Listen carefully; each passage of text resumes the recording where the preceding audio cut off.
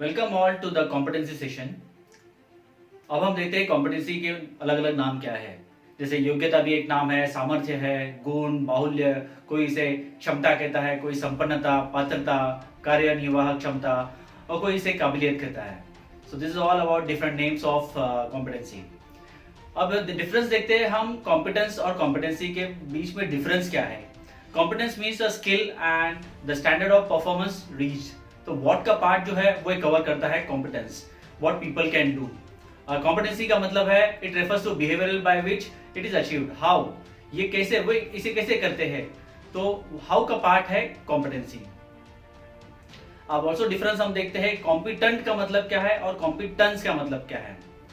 Competent ये person के लिए होता है, is like competent is when a person is qualified to perform a requisite standard of the process of the job. जो job में दिया हुआ स्टैंडर्ड को परफेक्टली करता है उसे कॉम्पिटेंट कहा जाता है, क्योंकि ये व्यक्ति के बारे में है। Whereas competence on the other hand is a condition और अ स्टेट ऑफ बीइंग। ये एक अवस्था होती है कॉम्पिटेंस, जब आप रीच करते हैं उस कॉम्पिटेंस लेवल पे। स्किल और कॉम्पिटेंसी में डिफरेंस क्या है। Skill is ability to perform an action with determined result. कौशल्य का मतलब है निर्धारित परिणामों के साथ कार्य करने की क्षमता, जिसे स्किल कहा जाता है। और दूसरी तरफ कॉम्पिटेंसी का मतलब है capability to apply for the 4 elements. अब ये कौन से 4 एलिमेंट्स है? एक हो गया skill, second is knowledge, third is behaviour and abilities. ये जब चारों तत्वों को आप लागू करने की क्षमता होती है उसे कॉम्पिटेंसी कहा जाता है।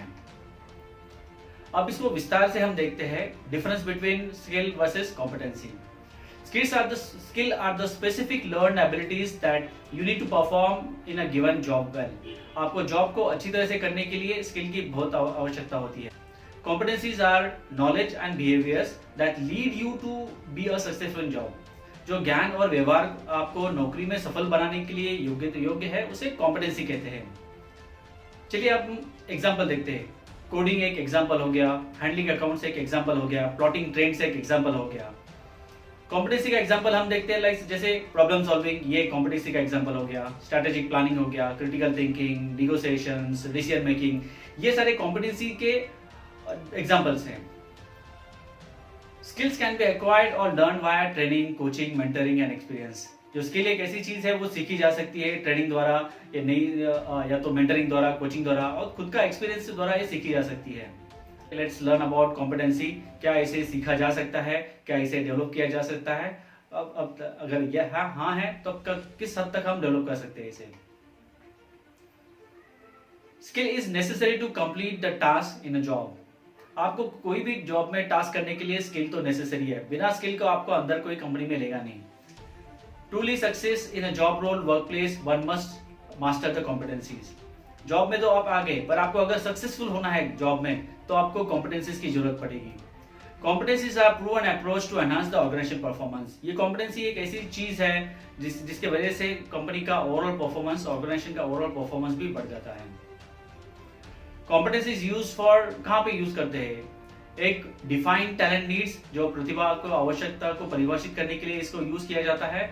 और दूसरा है एड्रेस स्किल डेफिशिएंसीज, यहाँ पे कौशल की कुछ कमी है या नहीं है। इसे इसके लिए भी यूज किया जाता है टू इम्प्रूव इंडिविजुअल और ऑर्गेनाइजेशन परफॉर्मेंस। व्यक्तिगत और संगठन का प्रदर्शन सुधारने के लिए भी इसे कॉम्पिटेंसीज का उपयोग होता है। Now let's see the difference between job description. ये तो आपने वर्ड हमेशा सुना रहेगा, कंपनीज में, ऑर्गेनाइजेशंस में जॉब डिस्क्रिप्शन होता है, कॉम्पिटेंसीज होती है। तो जॉब डिस्क्रिप्शन में आपके जॉब के बारे में लिखा होता है, उसमें व्हाट लिखा होता है, क्या क्या आपको करना है।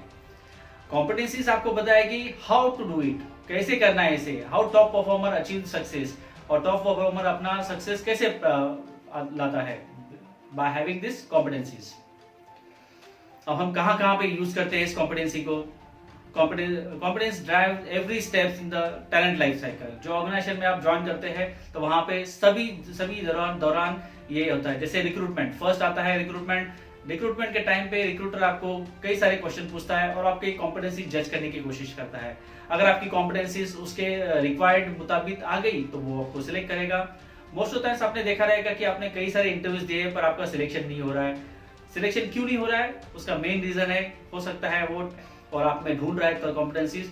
जैसे उसको रिक्वायर्ड कॉम्पिटेंसीज मिल जाएगी, उसकी खोज खत्म हो जाएगी, वो सिलेक्ट कर लेगा। जैसे कंपनी के अंदर आ गए तो आपको डेवलपमेंट करने की जरूरत है। उसने स्किल आइडेंटिफाई कर लिया, गैप आइडेंटिफाई कर लिया, कौन सी कॉम्पिटेंसीज कंपनी के लिए रिक्वायरमेंट है, आप में कितनी है, उसमें डेवलपमेंट के लिए अगर कुछ करना है तभी भी ये कॉम्पिटेंसी यूज होती है। परफॉर्मेंस मैनेजमेंट के टाइम पे भी कॉम्पिटेंसीज का जिक्र किया जाता है। परफॉर्मेंस बताएगा आपने क्या किया हुआ है और कैसे किया, इसके लिए भी कुछ पॉइंट्स दिए जाते हैं। सक्सेशन प्लानिंग क्या होता है? सक्सेशन प्लानिंग ये एक प्लान होता है जिसमें आप अगर ऊपर की पोजीशन अगर एम्प्टी है तो नीचे के बंदे को कैसे हम प्रमोट करके ऊपर लेके आए। पर ये सक्सेशन प्लानिंग करते वक्त अपने को 2-3 चीजें याद रखनी पड़ती है, उसका करंट परफॉर्मेंस और उसका potential and competencies as well. अगर उसमें रिक्वायर्ड कॉम्पिटेंसीज है तो उसको हम मैप कर सकते हैं और रिक्वायर्ड कॉम्पिटेंसीज है तो उसको वो रोल दिया जा सकता है। अगर उसको उस बंदे में रिक्वायर्ड कॉम्पिटेंसीज नहीं है ऊपर के रोल के लिए तो डायरेक्टली मैनेजमेंट डिसाइड करती है कि बाहर से कोई बंदा लेके आए, रिक्रूट करें। रिटेंशन के लिए भी competencies plays very important role. जिस बंदे में ज्यादा कॉम्पिटेंसीज है, अच्छी कॉम्पिटेंसीज है, ऐसे बंदे को हमेशा रिटेन किया जाता है। Each level of competency is based on multiple level of proficiency. योग्यता का प्रत्येक स्तर प्रवीणता के कई स्तरों पर आधारित है।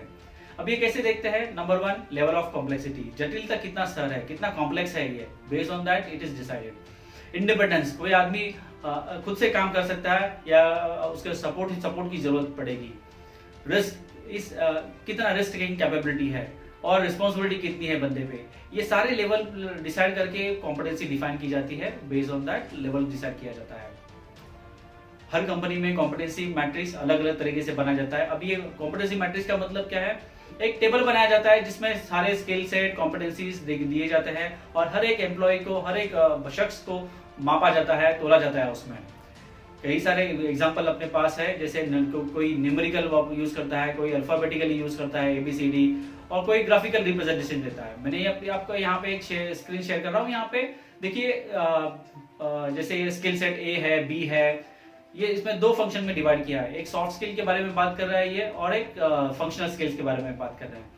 स्किल सेट A में देखिए डिसिप्लिन है, कम्युनिकेशन है, बॉडी लैंग्वेज है, टाइम मैनेजमेंट है, और सबका अपना अपना प्रमाण दिया हुआ है। कोई 50% पे काम कर रहा है, कोई 65% एग्जिबिट कर रहा है, कोई 68% एग्जिबिट कर रहा है। टाइम मैनेजमेंट में देखिए 85% पीपल आर एग्जिबिटिंग।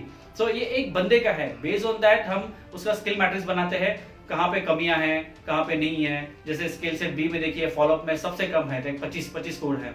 तो ये बंदे को ये कॉम्पिटेंसी डेवलप करने की बहुत जरूरत है यहाँ पे। तो ये कंपनी ने आइडेंटिफाई कर ली है, बट अभी इस पे काम करना बाकी है।